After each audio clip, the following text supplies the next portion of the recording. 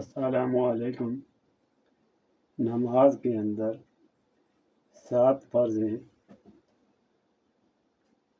تکبیر تحریمہ اول، اللہ اکبر دوم، قیام کھڑا ہونا، قرأت قرآن شریف پڑھنا، رکوع، سجدہ، آخری قاعدہ اور 7واں سلام کیوں ہیں۔ انسان کے جسم کو اللہ تعالیٰ نے 7 چیزوں سے بنایا ہے: گوشت، ہڈیاں، خون، رگیں، اعصاب، پٹھے، مغز، گودا، جلد اور کھال سے۔ ان 7 کے شکریہ میں اللہ تعالیٰ نے ہر رکعت میں 7 فرض مقرر کیے ہیں تاکہ جسم کے ہر حصے کا شکریہ ادا ہو جائے۔ ان اجزاء انسانی میں یہ تصور اتحاد ہے کہ اگر ایک عضو بھی نہ رہے یا بیمار ہو جائے تو سارے جسم کی صحت اور تندرستی خراب ہو جاتی ہے۔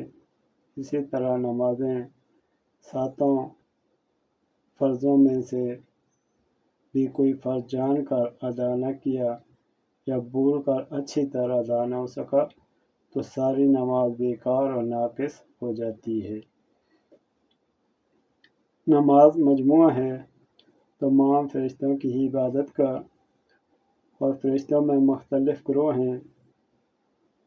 ہر گروہ عبادت کا طریقہ مختلف اور جدا ہے۔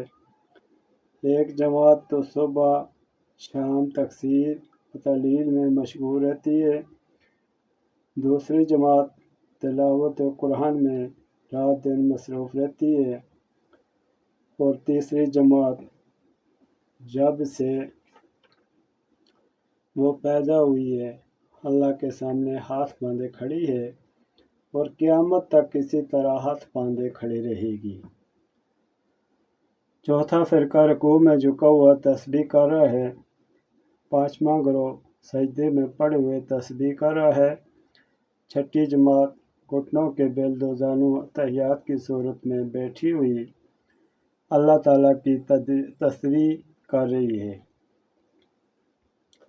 ان میں سے جس کو کہیں جانے کا حکم ہوتا ہے وہ فوراً اپنی جگہ سے اٹھ کر حکم الہی بجا لاتے ہیں، پھر اپنی جگہ واپس ہو کر بدستور تسبیح میں لگ جاتے ہیں۔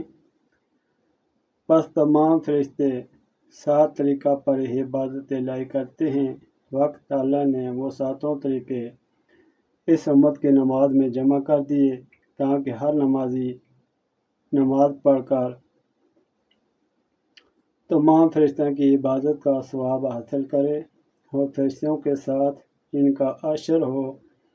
من تشبہ بقوم فہو منہم، کہ جو شخص جس قوم کی مشابہت اختیار کرتا ہے وہ انہی میں